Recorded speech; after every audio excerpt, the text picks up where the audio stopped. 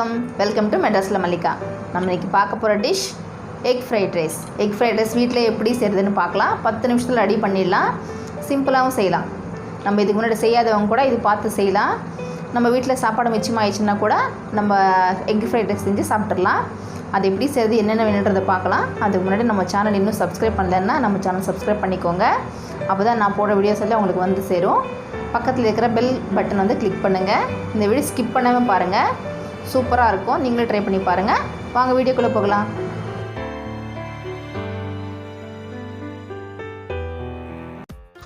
Boiled rice 1 cup, onion 2, 1 capsicum, 3 முட்டை, கறிவேப்பிலை, கொத்தமல்லி, 1 பச்சை மிளகாய், காஞ்ச மிளகாய் தூள் 1 டேபிள் ஸ்பூன், முட்டைகோஸ் 100 கிராம்ஸ், இஞ்சி பூண்டு பேஸ்ட் தேவையான அளவு, சால்ட், பெப்பர் பவுடர் தேவையான அளவு, soya sauce, oil 50 grams.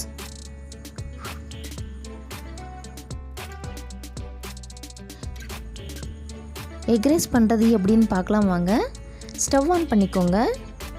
Pan சூடாகட்டும். பேன் சூடானதும் ஆயில் ஊற்றிக்கலாம். நான் 4 டேபிள் ஸ்பூன் ஆயில் சேர்த்துருக்கேன். தேவைப்பட்டால் அப்புறமா சேர்த்துக்கலாம். எண்ணெய் நல்லா சூடாகட்டும். அதுக்கு முன்னாடி நம்ம முட்டையை உடைச்சிட்டு ஒரு பவுலில் போட்டுக்கலாம். 3 முட்டையும் உடைச்சிட்டு பவுலில் போட்டு வச்சுக்கிட்டேன். ஆயில் நல்லா சூடாகட்டும். ஆயில் நல்லா சூடாகிடுச்சு. இப்போ நம்ம முட்டையை சேர்த்துடலாம். நான் 3 முட்டையை சேர்த்துட்டேன். முட்டையை நல்லா கிளறி விட்டுக்கோங்க. அடி பிடிக்காத அளவுக்கு நல்லா கிளறி விட்டுக்கோங்க.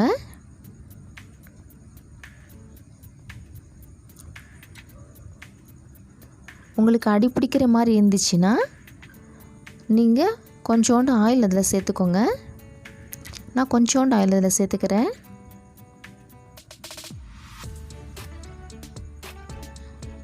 நல்லா கிளறி விட்டுக்கோங்க. முட்டை நல்லா ஃப்ரை ஆகிடுச்சு. இப்போ வெங்காயத்தை சேர்த்துடலாம். வெங்காயம் ரொம்ப நேரம் குக் ஆக தேவையில்லை. இப்போ கேப்சிகம் சேர்த்துடலாம். கேப்சிகமும் ரொம்ப நேரமும் குக் ஆக தேவையில்லை. நல்லா கிளறி விட்டுக்கோங்க. ஸ்டவ் வந்து சிம்லேயே வச்சுக்கோங்க. அப்போ தான் எல்லாமே சமமாக குக் ஆகும். எக் ரைஸ் நம்ம வெளியே வாங்கி சாப்பிட்றத விட நம்ம வீட்டிலே செஞ்சு சாப்பிட்டோம்னா உடம்புக்கு ரொம்ப நல்லது, ரொம்ப ஹெல்த்தியானதும். அதனால் நீங்கள் கண்டிப்பாக ட்ரை பண்ணி பாருங்கள். கண்டிப்பாக உங்களுக்கு ரொம்ப பிடிக்கும். ஸ்டவ் ஆஃப் பண்ணிக்கலாம். சாதத்தை நம்ம மிக்ஸ் பண்ணி வச்சுக்கலாம். சாதத்தை ஒரு பிளேட்டில் போட்டுக்கோங்க.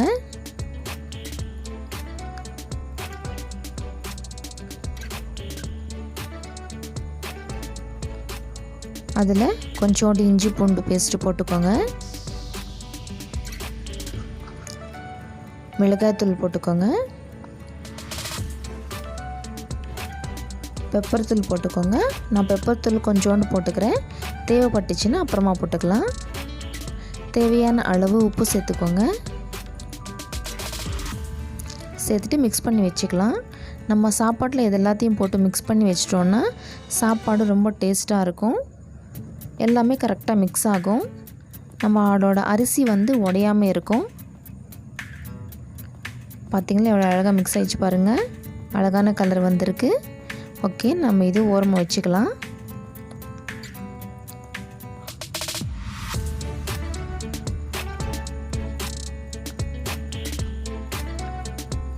ஸ்டவ் ஆன் பண்ணிக்கோங்க. நம்ம வீட்டில் இருக்கிற பொருளை வச்சுக்கிட்டு நம்ம இந்த எக் ரைஸ் செஞ்சு சாப்பிட்லாம்.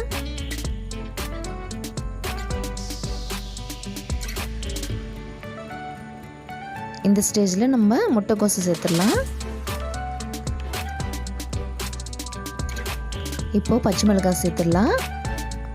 பச்சை மிளகாய் காரத்துக்கு தகுந்த மாதிரி நீங்கள் சேர்த்துக்கோங்க. நான் ஒரு பச்சை மிளகாய் சேர்த்துருக்கேன். நல்லா கிளறி விட்டுக்கோங்க. இப்போது இந்த மசாலாவுக்கு கொஞ்சோண்டு உப்பு சேர்க்கலாம். நான் ஆல்ரெடி சாப்பாட்டில் உப்பு போட்டிருக்கேன், அதனால் கொஞ்சோண்டு சேர்த்துருக்கேன். நீங்கள் உப்பு பார்த்து சேர்த்துக்கோங்க.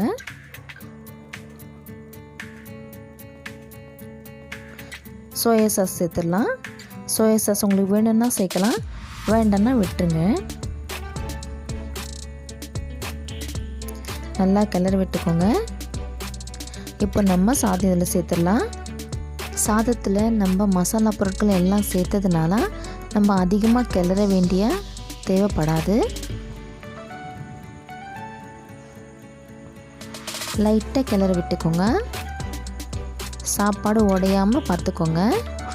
ஒரு 5 நிமிஷம் இஞ்சி பூண்டு பேஸ்ட் ஸ்மெல் போகிற வரைக்கும் குக் பண்ணால் போதும்.